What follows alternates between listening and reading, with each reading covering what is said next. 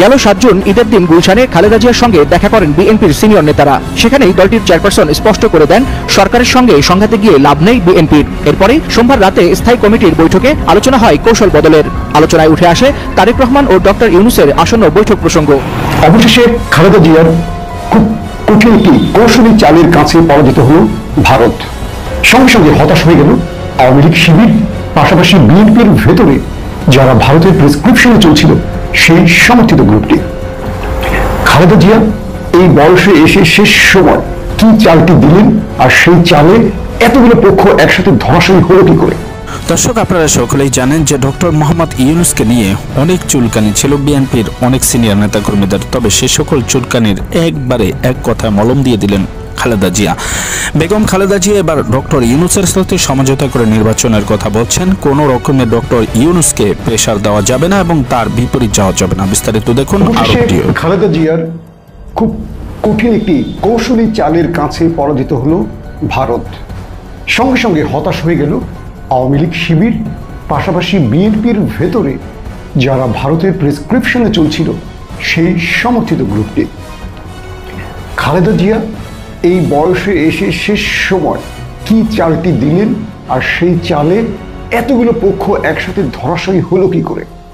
পুরো ভিডিওতে জানাবো সেই বিষয়। প্রিয় দর্শক, আগামী 13 জুন শুক্রবার লন্ডনে তারেক রহমানের সাথে বৈঠক হচ্ছে বাংলাদেশের অন্তর্বর্তীকালীন সরকারের প্রধান প্রফেসর ডক্টর ইউনূসের সাথে। কিন্তু এই বৈঠকটি যাতে না হয় তার সব রকম চেষ্টা করেছিল ওপার। পাশাপাশি বিএনপির ভেতরে থাকা ওপারের প্রেসক্রিপশনে যে গ্রুপটি চলছে তারাও বিভিন্নভাবে চেষ্টা করেছিল যাতে তারেক রহমানের সাথে এই বৈঠকটি না হয়। কিন্তু আসলে ঘটলটা কি যার কারণে এই সিদ্ধান্তের পরিবর্তন হলো? আপনারা জানেন 7 জুন বেগম খালেদা জিয়ার সাথে স্থায়ী কমিটির বেশ কয়েকজন সিনিয়র নেতা দেখা করতে চান। এই সময় বেগম জিয়া তার সিনিয়র নেতাদের দেশের সার্বিক অবস্থার বর্ণনা জানতে চান তাদের কাছ থেকে। তখন বেশ কয়েকজন সিনিয়র নেতা বেগম খালেদা জিয়াকে বলেন যে ইউনূস সাহেব নির্বাচনের দিকে হাঁটতে চাইছেন না, তিনি নির্বাচন দিতে চাইছেন না, তিনি অন্য কোনো পরিকল্পনা আছেন। তো একে একে বেশ কয়েকজন নেতা খালেদা জিয়াকে প্রফেসর ইউনূস সম্পর্কে তাদের বক্তব্য তুলে ধরেন।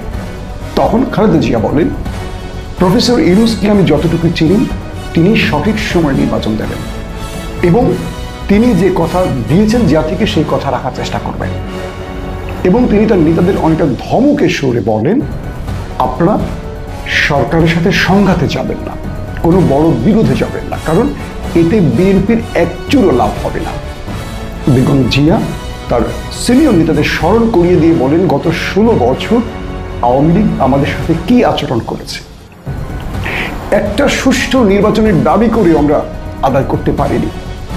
আমার নেতারা আওয়ামী লীগকে বাধ্য করতে পারেনি একটি সুষ্ঠু নির্বাচনে। এত গুম খুন ক্রসফায়ার, তারপরও সরকারকে টলাতে পারেনি এই দল কিংবা বিরোধী দল। আজ সেই বিরোধী জোটের অর্থাৎ সকল জোটের কথা বলছেন, তাদের আন্দোলনে এত ত্যাগের বিনিময় প্রফেসর ইউনূস এখন অন্তর্বর্তীকালীন সরকার। এবং যতটুকু বেগম জিয়া বলছেন যে যতটুকু জানি তার রাজনৈতিক বড় ফ্রেমে কোনো খায়েশ নেই, তিনি সুষ্ঠু নির্বাচন দিতে চায়, যেটি বিএনপিও আশা করে।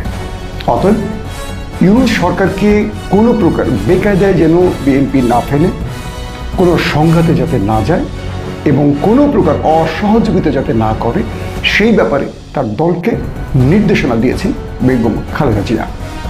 একদম শক্ত ভাষায় বেগম জিয়া তার সিনিয়র নেতাদের শাসন করেন, ধমক দেন এবং এক কথায় বুঝিয়েও বলেন। বিএনপির কয়েকটি সূত্র দাবি করছে এই সময় বেগম জিয়া বলেন যে আওয়ামী লীগকে চিন্তা করে ইউনূস সাহেবের সাথে আপনাদের আচরণ নির্ধারণ করতে হবে, কারণ আওয়ামী লীগ যা করেছে আমরা চাই না এই দেশে সেই রকম কোনো পরিস্থিতি আবার তৈরি হোক। এখন বিএনপির সামনে সুবর্ণ সুযোগ, যদি কেউ এই সুবর্ণ সুযোগকে ভুল কোনো পরিকল্পনায়, ভুল কোনো কাজের মাধ্যমে, ভুল কোনো সাজেশনে নষ্ট করে, এটি বিএনপির জন্য সবচেয়ে বড় দুঃসংবাদ হবে, বিএনপির জন্য সবচেয়ে বড় অন্তর্ঘাত হবে। এবং বেগম জিয়া তার সিনিয়র নেতাদের বলেন, আপনারা সর্বোপরি এই সরকারকে সহযোগিতা করবেন যাতে করে এপ্রিলের মধ্যে দ্রুত একটি ফেয়ার ইলেকশন হতে পারে। এরপর বিএনপির সিনিয়র নেতারা অর্থাৎ স্থায়ী কমিটির নেতারা তারা নিজেরা একটা বৈঠকে বসেন এবং তারেক রহমানকে এই বিষয়গুলো জানান। নির্বাচন ডিসেম্বরের পরে কোনোভাবেই মানতে পারছিল না বিএনপি, আরো কঠোর অবস্থানে যাওয়ার বার্তাও মিলছিল। ঠিক এই সময়ই রাজনীতির মাঠে সক্রিয় আবির্ভাব বিএনপি চেয়ারপারসন বেগম খালেদা জিয়ার। সাবেক এই প্রধানমন্ত্রীর পরামর্শে কি বিএনপির কৌশলে পরিবর্তন? মনস্তাত্ত্বিক সংঘাত নয়, আলোচনার পথে হাঁটার ইঙ্গিত মিলছে দলটির মধ্যে। গেল 7 জুন ঈদের দিন গুলশানে খালেদা জিয়ার সঙ্গে দেখা করেন বিএনপির সিনিয়র নেতারা। সেখানেই দলটির চেয়ারপারসন স্পষ্ট করে দেন, সরকারের সঙ্গে সংঘাতে গিয়ে লাভ নেই বিএনপির। এরপরই সোমবার রাতে স্থায়ী কমিটির বৈঠকে আলোচনা হয় কৌশল বদলের। আলোচনায় উঠে আসে তারেক রহমান ও ডক্টর ইউনূসের আসন্ন বৈঠক প্রসঙ্গ। শুক্রবার লন্ডনের ডরচেস্টার হোটেলে বসতে যাচ্ছে 2 ঘন্টার বিশেষ বৈঠক। উদ্যোগ এসেছে প্রধান উপদেষ্টার দপ্তর থেকেই। আলোচনায় আসতে পারে নির্বাচনকালীন সরকার, পরিবেশ এবং সব পক্ষের অংশগ্রহণ নিশ্চিত করার রূপরেখা। তবে প্রধান উপদেষ্টা নির্বাচন চান আগামী বছরের এপ্রিলের প্রথমার্ধে। এই ঘোষণার পর বিএনপি তাৎক্ষণিক প্রতিক্রিয়ায় বলে, রমজান ও আবহাওয়া সেই সময় নির্বাচন অনুপযুক্ত করে তুলবে। তারা প্রশ্ন তোলে ডিসেম্বরে নির্বাচন না হওয়ার যৌক্তিকতা নিয়ে। দেশের রাজনৈতিক ভবিষ্যৎ এখন নজর রাখছে 13 জুনের তারেক রহমান ও প্রফেসর ইউনূসের বৈঠকের দিকে। সমঝোতা নাকি অন্তর্বর্তী সরকারের মুখোমুখি অবস্থানে থাকবে বিএনপি, সেই সিদ্ধান্তের স্রোত বুঝতে অপেক্ষা আর মাত্র দর্শক, বিএনপির অনেক নেতাকর্মীদের মুখে যেন চুলকালি মুখে মেখে দিয়েছেন এই খালেদা জিয়ার এই বক্তব্যটি। খালেদা জিয়া তিনি বলছেন, ডক্টর ইউনূসের কোনো কাজে বাধা দেওয়া যাবে না, বরং তাকে নির্বাচন করার জন্য এবং দেশ পরিচালনায় সহযোগিতা করতে বিএনপির স্থানীয় নেতাকর্মী সহ উচ্চ পর্যায়ের নেতাকর্মীদের।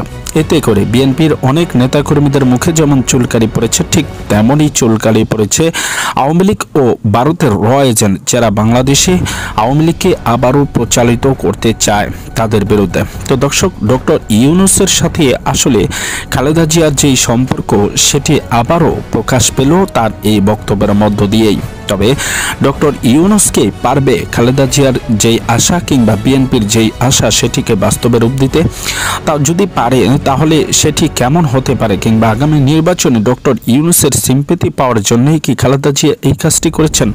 বিভিন্ন মহলে এমন প্রশ্ন থাকলেও সে সকল প্রশ্নের উত্তর কিন্তু এরই মধ্যে পরিষ্কার হয়ে গিয়েছে। কারণ ডক্টর ইউনূস বলছেন তিনি বাংলাদেশে একটি পরিষ্কার নির্বাচন দিতে চান, যেটির মধ্য দিয়ে একটি নির্বাচিত সরকার ক্ষমতায় এসে দেশের মানুষ এবং দেশের জন্য কাজ করবে। দর্শক, আপনাদের মতামত জানাবেন কমেন্টস।